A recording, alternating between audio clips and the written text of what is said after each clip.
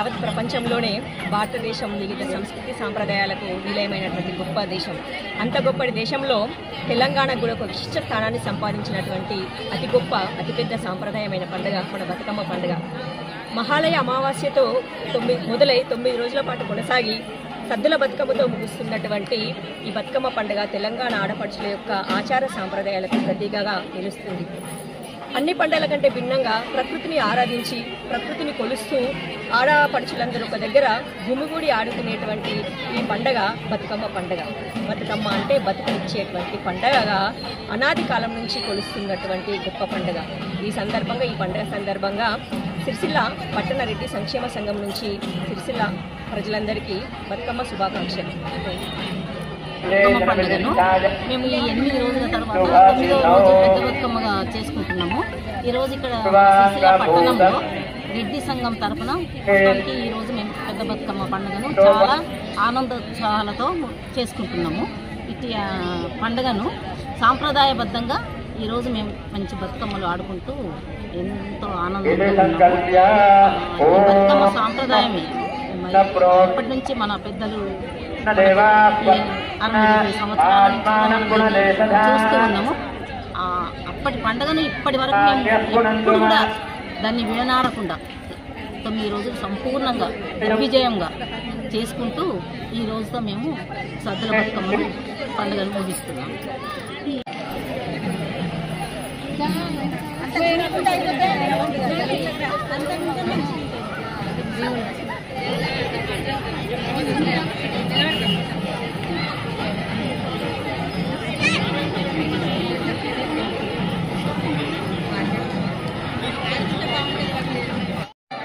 తెలంగాణ ప్రాంత ప్రజలకు మరియు సిరిసిల్ల ప్రాంత ప్రజలందరికీ బతుకమ్మ శుభాకాంక్షలు తెలియజేస్తూ, ఈ బతుకమ్మ పండుగ అనేటువంటిది పూలతో ఏర్పాటు చేసుకునేటువంటి పండుగ.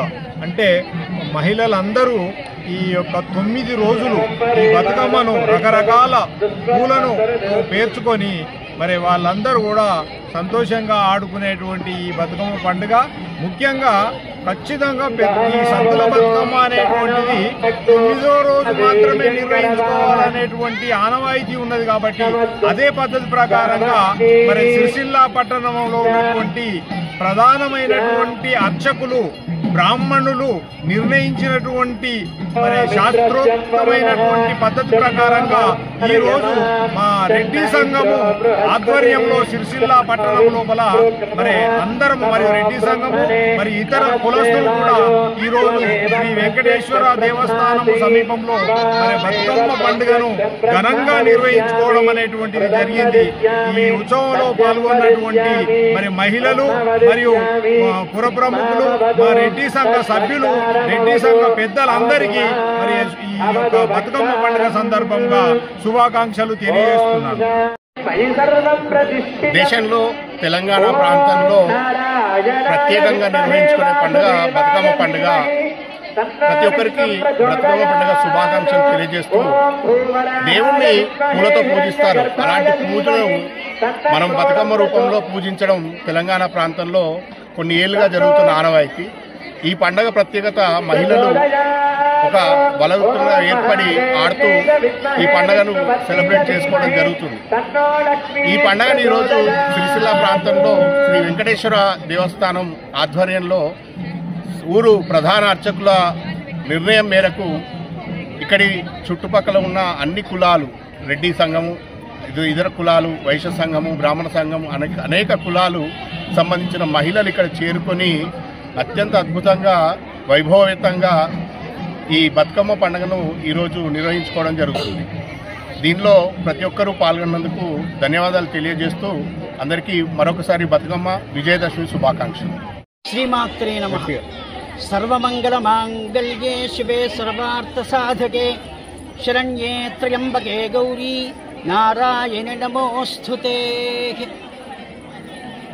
సిరిసిల్ల పట్టణ ప్రజలందరికీ కూడా దసరా మరియు సద్దుల బతుకమ్మ పండుగ శుభాకాంక్షల్ని తెలియజేస్తూ, మన పట్టణమంతా కూడా ఆ గౌరీదేవి కటాక్షం వల్ల సుభిక్షంగా ఉండాలని అమ్మవారిని ప్రార్థిస్తూ ఉన్నాను.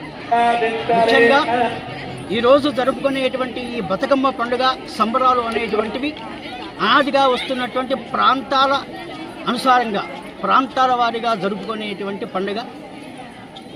ఈ పండుగ విషయంలో శాస్త్రాల్లో ఎలాంటి నియమ నిబంధనలు కూడా సూచింపబడలేదు. అమావాస్య మొదలుకొని 9 రోజులు బతుకమ్మ ఆడుకొని 9వ రోజున ఆ అమ్మవారిని భక్తి శ్రద్ధలతో పూజించి గౌరీదేవిని నీటిలో అంపడం అనేటువంటిది అనాదిగా వస్తున్నటువంటి ఆచారం కనుక ఈ రోజున కూడా మన పట్టణ రెడ్డి సంఘం ఆధ్వర్యంలో మరియు పట్టణ బ్రాహ్మణ పురోహిత సంఘ ఆధ్వర్యంలో ఈ బతుకమ్మ సంబరాలన్నింటినీ కూడా ఈరోజు 9వ రోజు కాబట్టి ఈ రోజున ఆ గౌరీదేవిని భక్తి శ్రద్ధలతో పూజించి మరి సాగనంపడం చేస్తూ ఉన్నాం. ముఖ్యంగా దీనిని పుష్పగౌరీ వ్రతము అంటాం.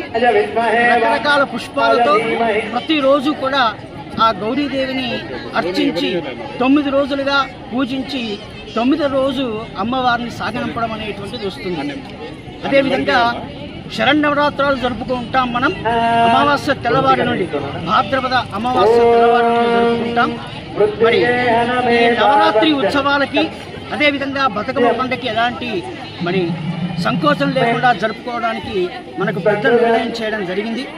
మరి ఈ రోజున రాష్ట్ర వ్యాప్తంగా అన్ని జిల్లాల్లో కూడా ప్రముఖ దేవాలయాల్లో కూడా బ్రాహ్మణ అర్చకులందరూ కూడా ఈ రోజున జరుపుకోవాలని నిర్ణయం చేయడం ద్వారా ఈ పట్టణంలో ఉండే మేమందరం కూడా అదేవిధంగా ఈ రోజున జరుపుకుంటూ ఉన్నాం.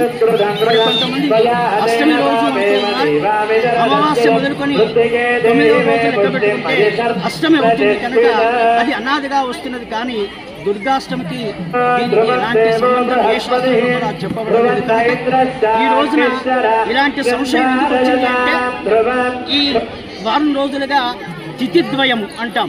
అంటే తిథులు ఎక్కువ తక్కువ రావడం మూలంగా ఒక రోజు పెరగడం ఆ విధంగా మనకి జరగడం మూలంగా దసరా కానివ్వండి ఈ బతుకమ్మ సద్దుల బతుకమ్మ కానివ్వండి కొంత సందిగ్ధంలో పడవేయడం జరిగింది కనుక అలా కాకుండా అనాదిగా వస్తున్నటువంటి ఆచారం ఏమిటి 9 రోజుల బతుకమ్మని మనం ఆడుకొని ఆ అమ్మని గౌరీదేవిని సాగనంపడం అనేటువంటిది వస్తుంది కనుక ఈ రోజున మేము ఈ పట్టణ వాసులందరం కూడా ఈ విధంగా ఘనంగా ఈ సంబరాన్ని జరుపుకుంటూ వస్తున్నటువంటి క్రమం. ఈ రోజున అష్టమి అనుకున్నప్పుడు ఈ రోజున మధ్యాహ్నం అష్టమి ప్రారంభమై సాయంకాలం వ్యాప్తిగా అంతా ఉంటుంది కనుక మనం ఈ బతుకమ్మని సాయంకాలం పూట అమ్మవారిని పూజించి భక్తితో మనం నిమజ్జనం చేస్తాం కనుక అది కూడా మనకి ఈరోజు కలిసి ఉంది కనుక తప్పనిసరిగా ఈరోజే మనం చేసుకుంటే బాగుంటుంది అనేటువంటి ఒక క్షేమం జరుగుతుంది అనేటువంటి ఒక సదుద్దేశ్యంతో మరి ఈ రోజున ఈ నిర్ణయం తీసుకొని మరి చంద్ర బతుకమ్మని నిర్వహించడం జరిగింది కనుక అందరం కూడా ఆ గౌరీదేవి కృపా కటాక్షముల చేత సుఖ సంతోషాలతో ఉండాలని సుభిక్షంగా ఉండాలని మరి సత్సంతానాన్ని సౌభాగ్యాన్ని కూడా పొంది క్షేమంగా ఉండాలని చెప్పి ఆ అమ్మని ప్రార్థిస్తూ శుభం భూయాత్. శ్రీమాత్రే నమః.